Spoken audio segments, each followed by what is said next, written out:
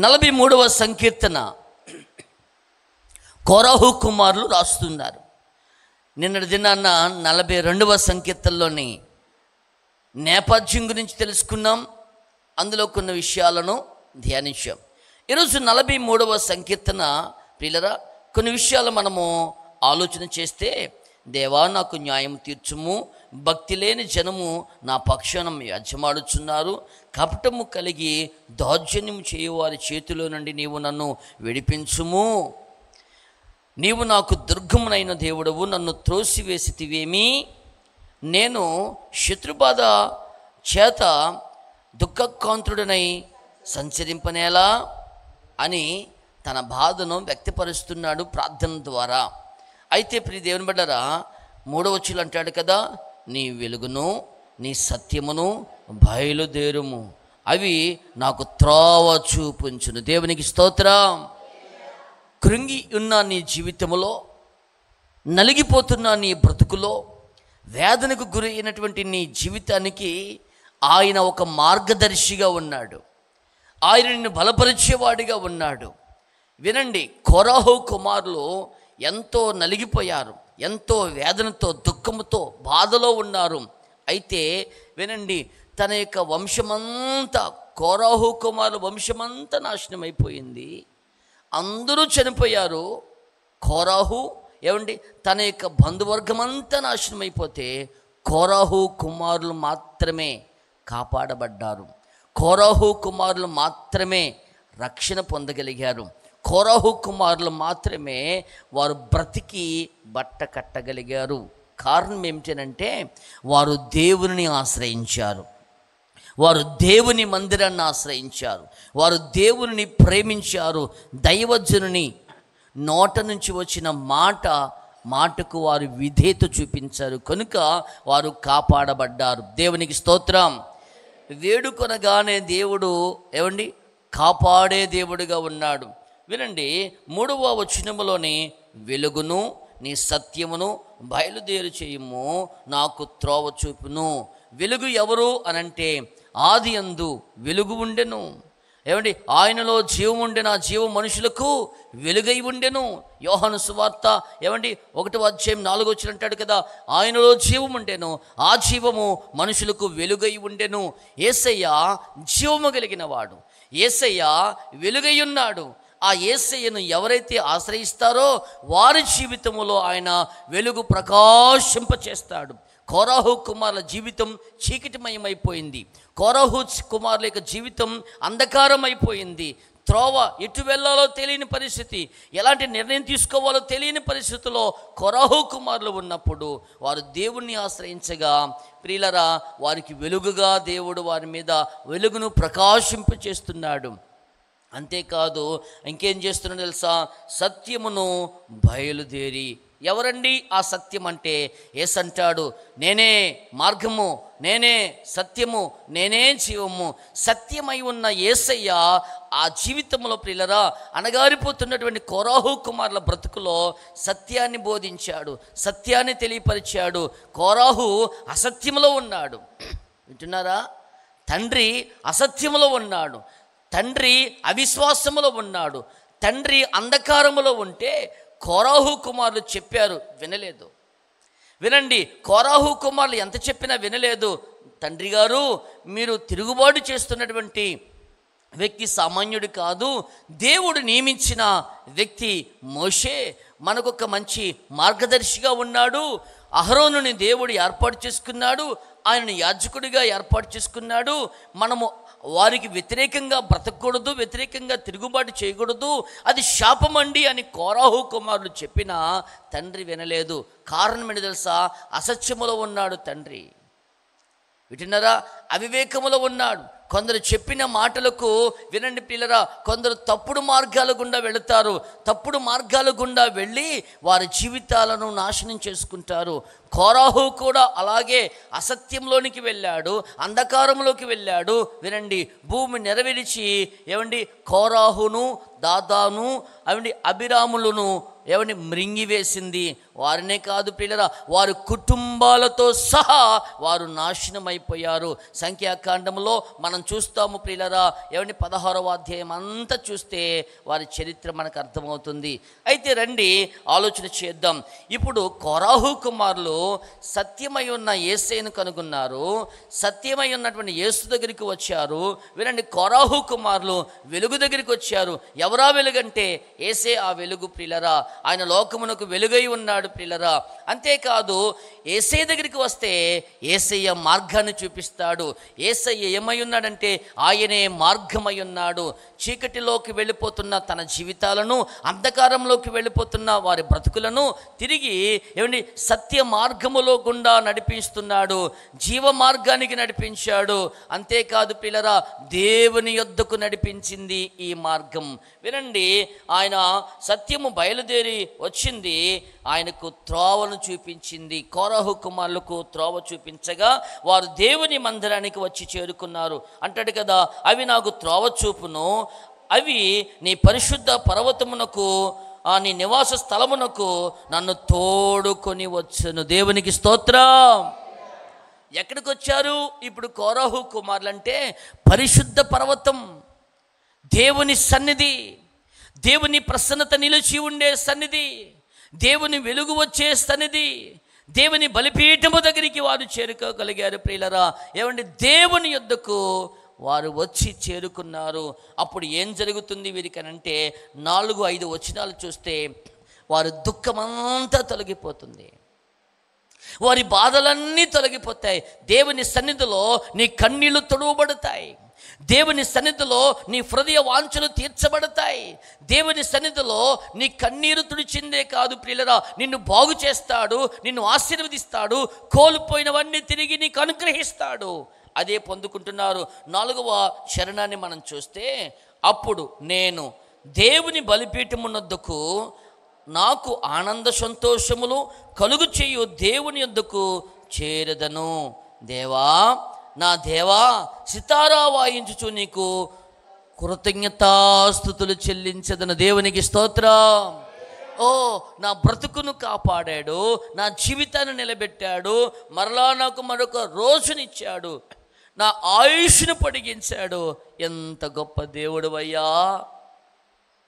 నా కుటుంబము నాశనానికి వెళ్ళిపోతూ ఉంటే, వినండి, తప్పు చేసిన వారిని ఏమండి దేవుడు హతమారుస్తూ ఉన్నాడు. దైవజనుల మీద తిరుగుబాటు చేసి దేవుని మీద తిరుగుబాటు చేస్తే కోరాహు, దాతాము, అమిరాములు ఏమండి భూకంపం వచ్చి చచ్చిపోయారు. వారి వంశంలో ఉన్నటువంటి కోరాహు కుమారులు చచ్చిపోవలసిన వారిని దేవుడు వారికి మరొక జీవితాన్ని ఇచ్చాడు ప్రియులరా. అందుకు దేవుని స్తుతిస్తున్నారు ఈ కోరాహు కుమారులు. అయ్యా, మరణానికి వెళ్ళిపోవలసిన మమ్ములను, నాశనమైపోవలసిన మమ్ములను తిరిగి మాకు ఒక జీవితాన్ని ఇచ్చేవే, మరలా మాకు బ్రతుకునిచ్చావే అని దేవునికి కృతజ్ఞతాస్తుతులు చెల్లిస్తున్నారు. దేవుని బలిపీఠమునొద్ద ఆనందము దొరుకుతుంది. వినండి, బలిపీఠం అనగా ఆయన సన్నిధి చేరి ప్రార్థించుటమే. బలిపీఠం అనగా ప్రార్థించుట. ఈ ఉదయకాల సమయంలో మనం అందరము దేవుని సన్నిధికి ఎందుకు వస్తున్నాము అని అంటే, ఆయన బలిపీఠమునొద్ద ఆయనకు కృతజ్ఞతాస్తుతులు చెల్లించుట ద్వారా నీ జీవితంలో నీవు మేలులు అనుభవించుదువుగాక, నీ జీవితంలో ఆశీర్వాదాన్ని అనుభవించుదువుగాక. కోరాహు కుమారులు అది చేస్తున్నారు. 26వ సంకీర్తన 6-7 చరణాలు చదవండి స్పీడ్గా. 26 ప్రియులరా, 6-7 చరణాలు చూడండి ఒకసారి. నిర్దోషినని నా చేతులు కడుక్కొని యెహోవా నీ బలిపీఠము చుట్టూ ప్రదర్శనము చేయుదును, అచ్చట కృతజ్ఞతాస్తుతులు చెల్లించి. వినండి, నిర్దోషినని నా చేతులు కడుకు. అయ్యా, నా తండ్రి చేసిన పాపములు నాకు ఎలాంటి పాలు భాగస్తునిగా చేయకయ్యా, నేను నిర్దోషినయ్యా, నన్ను క్షమించవా. ఒకవేళ నేనేమైనా తప్పులు పొరపాట్లు చేసి ఉంటే మా తండ్రి గారితో కలిసి నేను కూడా నాయనా దైవజనుని మీద కానీ నీ మీద కానీ విరోధంగా మాట్లాడి ఉంటే నన్ను క్షమించయ్యా, నా చేతులు కడిగేసుకుంటున్నానయ్యా అని ప్రభువు దగ్గర ఏమండి తన పాపక్షమాపణ పొందుకొని ఆయన బలిపీఠము చుట్టూ ప్రదర్శనలు చేస్తూ దేవుని స్తుతిస్తున్నారు. అంటే దేవుని సన్నిధిని విడిచిపెట్టట్లేదు. దేవా క్షమించవా, ఆదరించవా, ఆశీర్వదించ బలిపీఠము చుట్టూ తిరుగుతున్నాడట. మరొక మాట చూద్దాం రండి. హబక్కుకు గ్రంథము 3:17-18 చూస్తే దేవుని సన్నిధికి చేరుకున్న మనకు ఏమండి ఆనందాన్ని ఇస్తాడు, సంతోషాన్ని ఇస్తాడు, నెమ్మదినిస్తాడు. కోరాహు కుమారులారా, ఒరే ఇంకెందుకురా దేవుని స్తుతిస్తున్నారు? తండ్రి పోయాడు, తల్లి పోయింది, అన్నదమ్ములు పోయారు, అక్క చెల్లెలు పోయారు, కుటుంబం వంశమంతా నాశనం, ఇంకా ఏంట్రా దేవుని స్తుతిస్తున్నారు అని ప్రజలంటూ ఉంటే కోరాహు కుమారులైతే దేవుని స్తుతిస్తున్నారు. ఎందుకు స్తుతించాలి దేవుణ్ణి? ఈ రోజున నీ జీవితంలో కూడా ఏదో నష్టం జరిగింది కదా. బిడ్డను కోల్పోయిన వారు ఉన్నారు, భర్తను కోల్పోయిన వారు ఉన్నారు, భార్యను కోల్పోయిన వారు ఉన్నారు, ఆస్తిని కోల్పోయిన వారు ఉన్నారు. జీవితంలో ఏదో నష్టం జరిగి నీ జీవితంలో అతలాకుతలం అయిపోతూ ఏమైనా కన్నీరు మున్నీరుగా కారుస్తున్నా నీ జీవితంలో కూడా ఎందుకు స్తుతించాలి అంటే హబక్కుకు రాస్తాడు ఈ మాట. చదవండి నాన్న, 3:17. అంచూరపు చెట్టు పూయకుండినను, ద్రాక్ష చెట్టు ఫలింపకపోయినను, ఒలీవ చెట్టు కాపు లేకపోయినను, చేనిలోని పైరు పంటకు రాకపోయినను, గొర్రెలు దొడ్డెలో లేకపోయినను, సాలలో పశువులు లేకపోయినను, నేను యెహోవా యందు ఆనందించెదను. దేవునికి స్తోత్రం. ఏమంటున్నాడు? యెహోవా యందు ఆనందించెదను, నా రక్షణకర్త అయిన నా దేవుని యందు నేను సంతోషించుచున్నాను. గట్టిగా చప్పట్లు కొట్టి ఆయన నామమునకు మహిమ కలుగునుగాక, ఆయన నామమునకు కీర్తి కలుగునుగాక, యుగ యుగములకు ఆయనకే మహిమ కలుగునుగాక. ఎందుకు స్తుతించాలండి? ఏదైనా ఇస్తేనే స్తుతిస్తావా? ఏదైనా జరిగితేనే స్తుతిస్తావా? ఏదైనా కలిగితేనే స్తుతిస్తావా?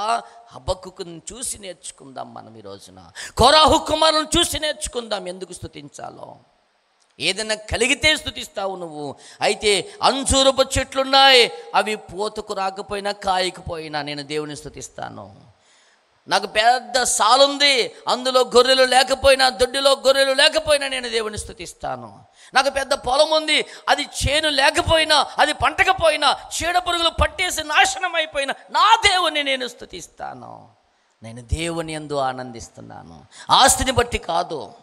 ఏమండి, నేను దేవుని బట్టి ఆనందిస్తున్నాను.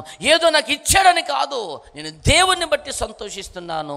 ప్రియులారా, నాకేదో కలిగి ఉందని కాదు, ఏమి ఉన్నా ఏమి లేకపోయినా దేవుని యందు ఆనందించుదుముగాక, దేవుని యందు సంతోషించుదుముగాక, నిత్యము ఆయనను మనము స్తుతించుదుముగాక. కోరాహు కుమారులారా, ఎందుకు స్తుతిస్తున్నారయ్యా అంటే నన్ను కాపాడాడండి, ప్రాణాలతో నేనున్నానండి. ఈ రోజున ప్రాణాలతో మనం బ్రతికి ఉండడమే దేవునికి ఆశీర్వాదం. ఇంకంతకంటే ఇంకా ఆశీర్వాదం ఏంటండి? కలిగిన సమస్యలకు, కలిగిన శోధనకు, కలిగిన ఇబ్బందులకు, కలిగిన అప్పులకు ఏమండి ఎంతోమంది ఆత్మహత్యలు చేసుకుంటున్నారు. ఏమండి, చచ్చిపో అని ప్రేరేపణ రాకుండా దేవుడు నిన్ను కాపాడినందుకు దేవుని స్తుతించు. మరణం నుంచి తప్పించిన దేవునికి స్తుతించు. దేవుడు మరలా నీకు అన్నీ ఇస్తాడు. కోల్పోయినవన్నీ తిరిగి నా దేవుడు మీకు అనుగ్రహించునుగాక. ఏమండి, అంతేకాదు పిల్లరా, ఏమండి దేవుణ్ణి స్తుతిస్తున్నాడు, దేవుణ్ణి ఆరాధిస్తున్నాడు.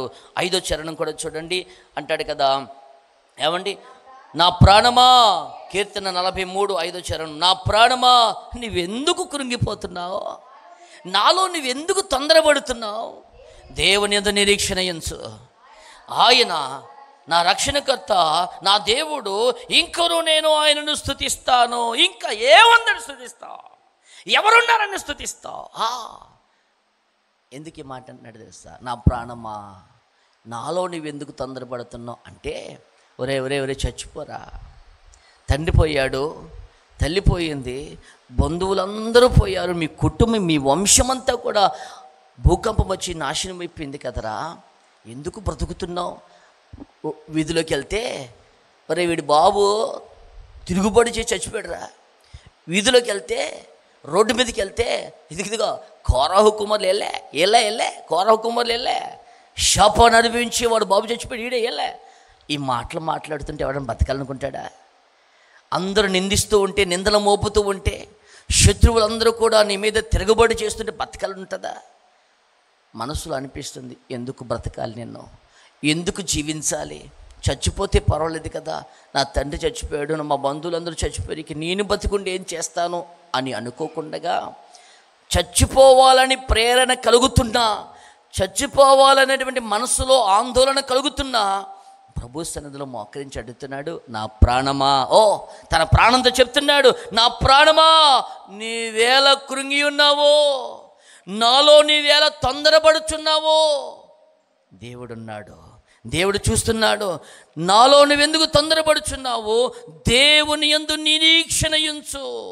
ఆయన నిన్ను కాపాడుతాడు, ఆయన నిన్ను బలపరుస్తాడు, ఆయన నిన్ను ఆశీర్వదిస్తాడు అని దేవుని యందు నిరీక్షణ ఉంచు.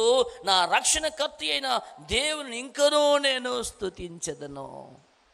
కొరహు కుమారులను దేవుడు ఎంతగా ఆశీర్వదించాడంటే, ఎన్నో కీర్తనలు రాయడానికి దేవుడు కృపనిచ్చాడండి. ఎన్నో కీర్తనలు, ఈ కీర్తన గ్రంథంలో చాలా కీర్తనలు కోరహు కుమారులు రాశారు. ఏమండి, దేవుని స్తుతించే వారిగా దేవుడిని నిలబెట్టాడు, దేవుడిని ఆరాధించే మంచి ఆరాధకులుగా దేవుడు నిలబెట్టాడు. ఏమండి, మంచి కవులుగా దేవుడు నియమించాడు, మంచి రచయితలుగా దేవుడు వారిని ఆశీర్వదించాడు. తల్లి మరిచిన, తండ్రి విడిచిన ఆయన మరువని దేవుడు. ఈ ఉదయకాల సమయంలో అన్నీ కోల్పోయానని బాధలో ఉన్నావా? దేవుని యందు నిరీక్షణ ఉంచు, దేవుని స్తుతించు. దేవుడి నీ స్థితిగతులను మార్చునుగాక, నీ బ్రతుకులో ఒక నూతనమైన అధ్యాయాన్ని నా దేవుడు ప్రారంభించునుగాక. రండి, మోకరించి ప్రార్థన చేద్దాం.